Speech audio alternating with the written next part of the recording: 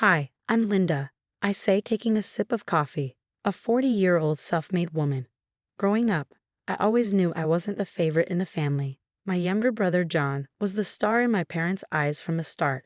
They doted on him, gave him everything he wanted, while I felt more like a guest in our home than their daughter. I glance at Maggie, my best friend, who sits across from me at the kitchen table. I remember one Christmas. John got the latest gaming console, and I got a sweater. I laughed bitterly. It was like they didn't even see me. Maggie frowns, her voice soft. That's so unfair, Linda. It must have been hard, feeling invisible. It was, I say, my eyes drifting to the quiet street outside. That's why I left as soon as I turned 18. I knew I had to build something for myself. And I did. I smile, remembering the years of hard work.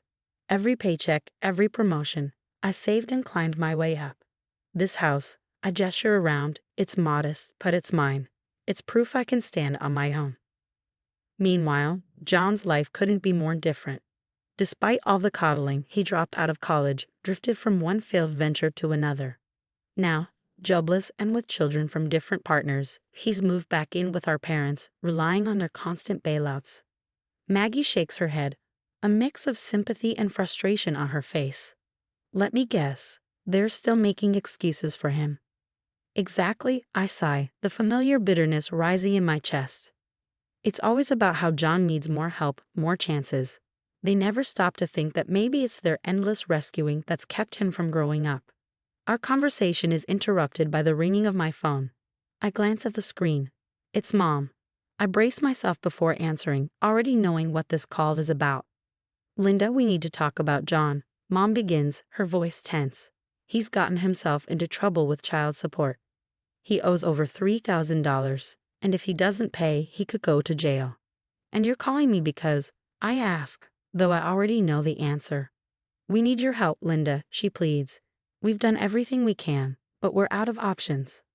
I feel that old pang of resentment. So you want money. It's not just money, Mom counters, desperation creeping into her voice. It's your brother's freedom. I take a deep breath, the weight of years of being second best pressing down on me. Mom, I've worked hard for everything I have. John has never had to struggle because you've always cleaned up his messes. There's a heavy pause, thick with unspoken accusations and disappointments. Are you really going to let your brother go to jail? Mom asks, her voice a mix of guilt-tripping and hope. I'm sorry, Mom, but I can't. I won't. My decision is clear, my voice firm. John needs to face the consequences of his actions. I have my own life, my own responsibilities. The call ends with a strained goodbye, leaving me with a swirl of emotions, anger, relief, and most of all, a sense of peace for finally standing my ground. Maggie reaches over, squeezing my hand in silent support. You did the right thing, Linda, she says. It's time they realize you're not their emergency fund. I nod, grateful for her understanding. It's just hard, you know. I know, she replies, her smile warm and reassuring. But you're doing what's best for you, and that's what matters. Not long after the phone call, there's a knock at my door. When I open it, I'm met with the tense faces of my parents. I let them in, knowing this isn't going to be a casual visit. Linda, we wouldn't ask if it weren't serious. Dad begins, his tone grave. John could go to jail. I cross my arms and lean against the wall. And how is that my problem, Dad? Why is it always me who has to fix things? You're his sister, Mom cuts in sharply. Family helps family. I let out a bitter laugh. Family helps family? That's rich coming from you. Where was that help when I needed support? Mom's eyes narrow. We did everything we could for you. Really? I challenge, my voice rising. Because all I remember is being sidelined the moment John was born. The air thickens with old grievances as Dad tries to mediate. Let's not rehash the past. We're talking about now. John needs help. And what about what I need? I counter, my frustration growing. I've been saving that money to pay off my house for my future, something I've built on my own. Dad's voice softens. We know you've worked hard, Linda. We're proud of you, but your brother. Stop, I interrupt, anger surging. It's always about John. What about me? Don't I deserve to feel secure in my own life? You're being selfish, Mom accuses, and the sting of her words cuts deeper than I expected. After all we've done for you. All you've done? I snap. You mean ignoring me unless it was convenient? You've never once considered what I might need. The conversation escalates quickly, voices rising, emotions raw. You want me to bail him out? Just hand over the money I've worked years for. No, I won't do it. We're still your family, Linda, Dad says, disappointment etched in his face. How can you turn your back on us? I stare at them, my heart pounding. How many times did you turn your back on me when I needed you? Where were you? Mom's eyes fill with tears. We came here hoping you'd understand the gravity of the situation. John is your brother. And I am your daughter, I reply sharply. But that never seemed to matter much unless it was convenient for you, I added, my voice heavy with the weight of unspoken truths.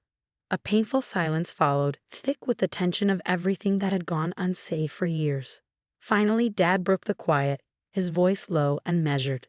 So you won't help? I can't. I won't, I reply, standing firm. I have my own life to think about. It's time John learns to deal with his own problems. Mom's eyes flash with a mix of disbelief and anger. You'll regret this, Linda. You're choosing money over your own family. It's not about the money. It's about respect. Something I've never really gotten from you. This is where I draw the line. After my parents left, the house felt eerily silent, like the calm after a storm. But I knew this quiet wouldn't last. The real tempest, the gossip, the family opinions, was still brewing. It didn't take long for the news of our confrontation to ripple through the family. Calls and messages started flooding in, each one reminding me of the divide my decision had caused. Some relatives were quick to criticize, echoing my parents' disappointment. How could you refuse to help your own brother? One aunt scolded over the phone, her words sharp and laced with judgment, meant to guilt me into reconsidering. But amid the disapproval, there were also voices of support. Maggie, ever steadfast, rallied our circle of friends. You did what was right for you, Linda.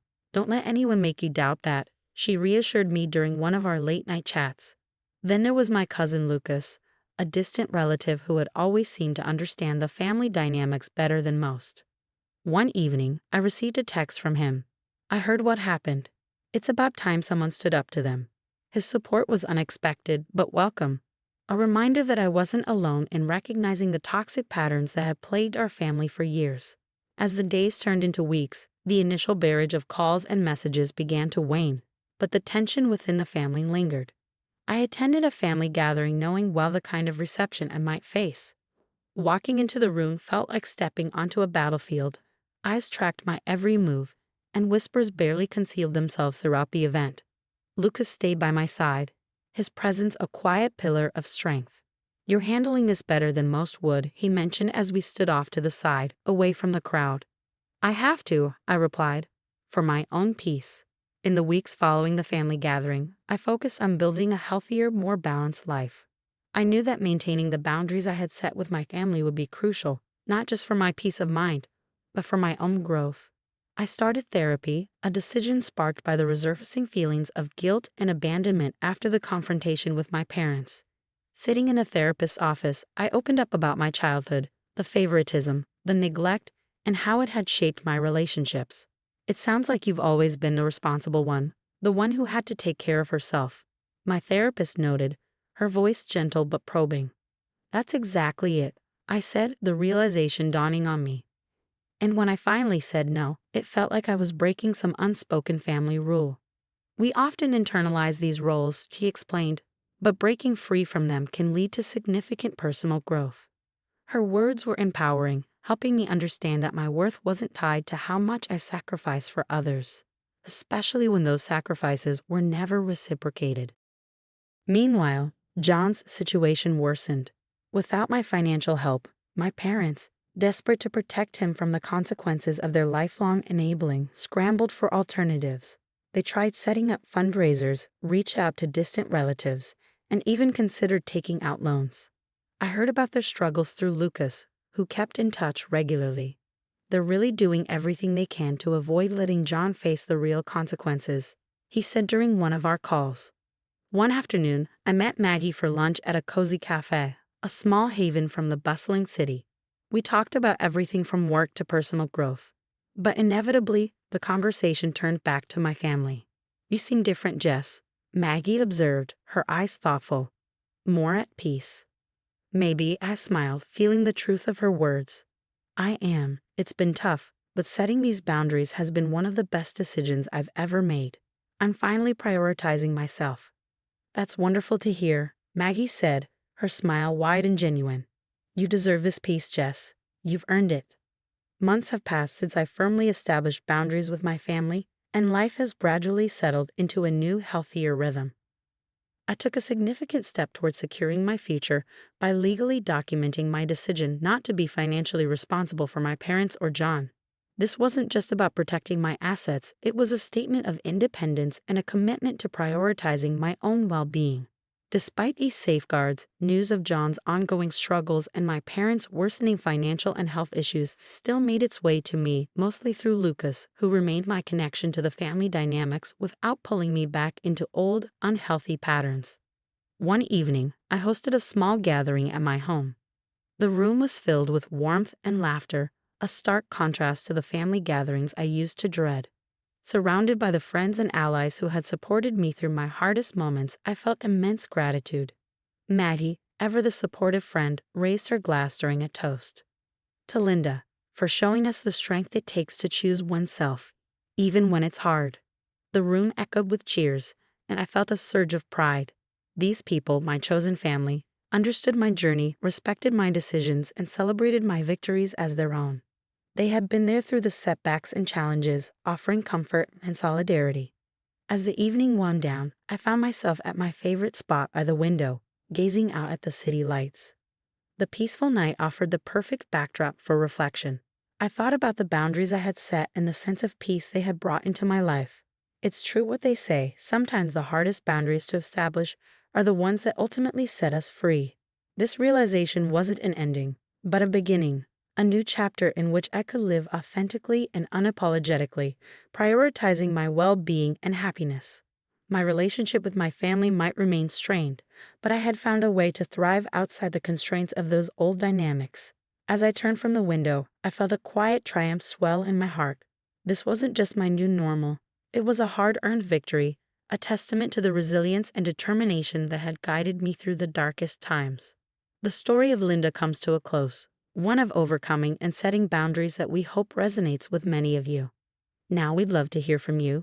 Do you believe family obligations should always take precedence over personal well-being? Or is it sometimes necessary to put yourself first in order to truly help others? It's a deeply personal and often controversial topic, so please feel free to share your thoughts and experiences in the comments below.